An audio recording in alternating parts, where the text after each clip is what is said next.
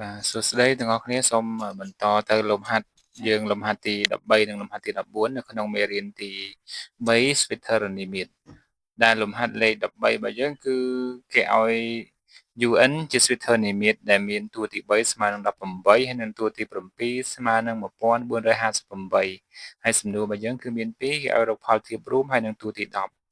ហើយលំហាត់លេខ14គេមាន Switzerland ដែលមាន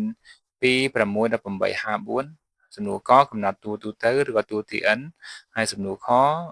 រកតួទី7និងសំណួរកកំណត់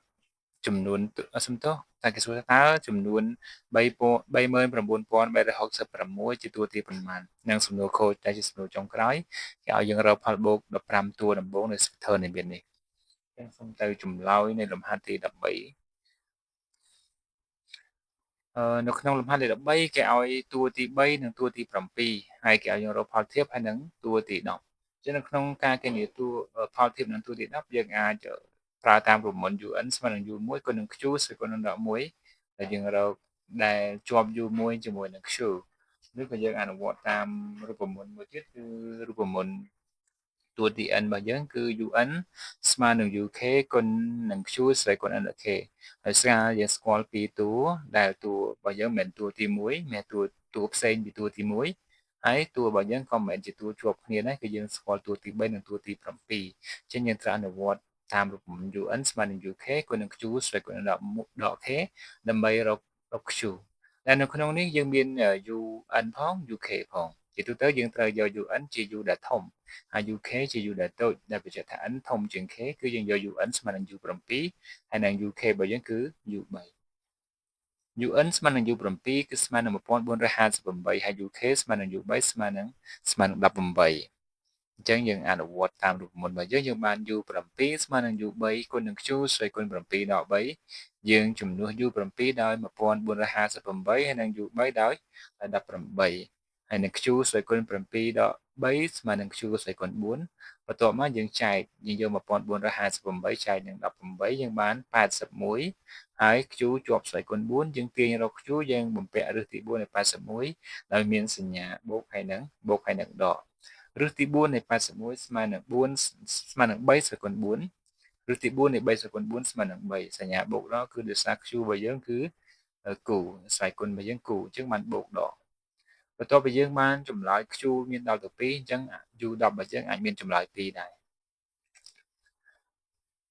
U10 យើងអនុវត្តតាមរូបមន្តដដែល UN ស្មើនឹង UK គុណនឹង Q ស្រីគុណ n ដល់ K នៅក្នុងនេះយើងយក UN គឺ U10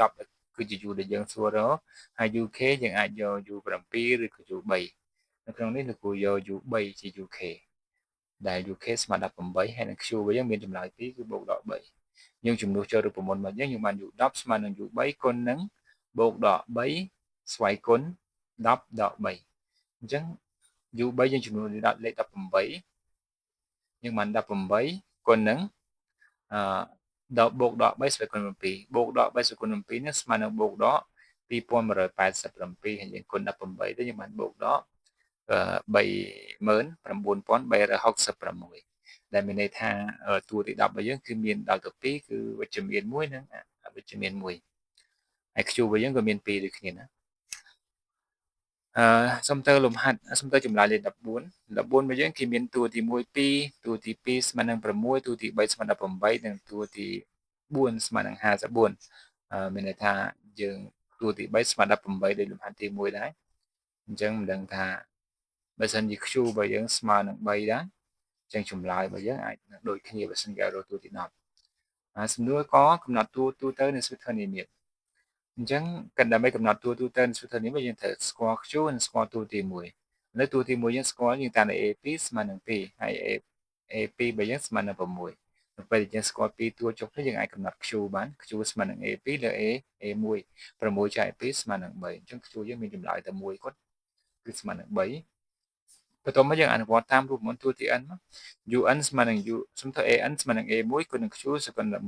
ដោយសារយើងស្គាល់ A1 អញ្ចឹងយើងប្រើរូបមន្ត A1 ទៅ A1 របស់យើងគឺ2 Q របស់យើងគឺលេខ3យើងជំនួសចូលយើងបាន AN ស្មើនឹង2គុណនឹង3ស្មើគុណ n ដក1នេះគឺជាតួទី n ឬក៏តួទូទៅរបស់យើង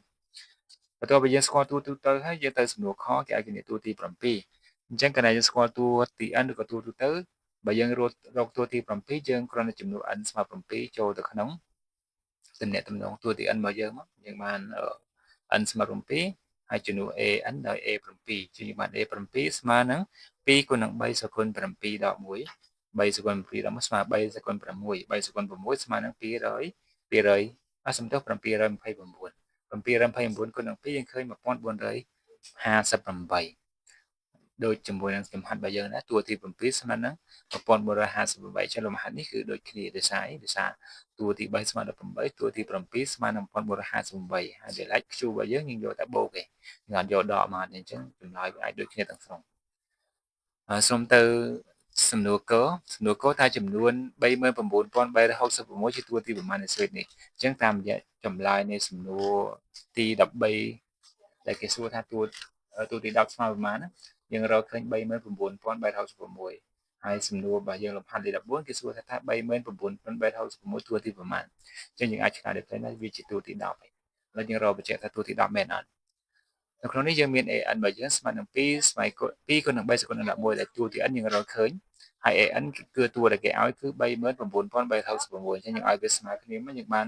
2គុណនឹង3សគុណនឹង11ស្មើនឹង39366ហើយយើងយក39366ចែកនឹង2ទៅយើងបាន19783ដោយសារគោល3យើងចែកនឹង3ពេលចែកយ៉ាង3ទៅបាន3ស្មើគុណ9ហើយគោលដូចគ្នាយើងលុបគោលចោលអញ្ចឹងយើងបាន n ដក1ស្មើ9នាំ n ស្មើនឹង10អញ្ចឹងយើងថាចំនួន39366ជាតួទី10ឥឡូវសូមទៅចម្លើយលំហាត់ខគេនេះផលបូក15តួដំបូងនៃស្វេតធននិមិត្តកាលណាគេនិយាយពី15តួដំបូងយើងត្រូវស្គាល់ n ស្មើ15ហើយយើងត្រូវស្គាល់ a1 របស់យើងគឺស្មើនឹង2ហើយ q របស់យើងស្មើនឹង3អនុវត្តតាមរូបមន្តផលបូកគឺ sn ស្មើនឹង a1 គុណនឹង q ស្វេតគុណ n 11លើក q 11យើងចំនួន n 15យើងបាន s 15ហើយ a1 យើងដោយលេខ2ហើយនឹង q យើងលេខ3អញ្ចឹងយើងបាន s 15ស្មើនឹង2គុណនឹង3ស្វេតគុណ15ដក1ចែកឲ្យ3ដក1 3ដក1ស្មើនឹង2 2ស្រួល2អស់អញ្ចឹង3ស្វេតគុណ15របស់យើងឃើញ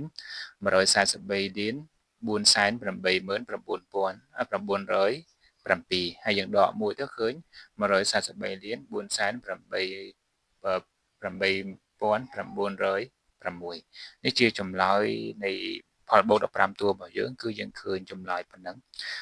សូមអរគុណសម្រាប់កុំឆ្កងសូមជួយស្ថាបនាសូមអរគុណច្រើន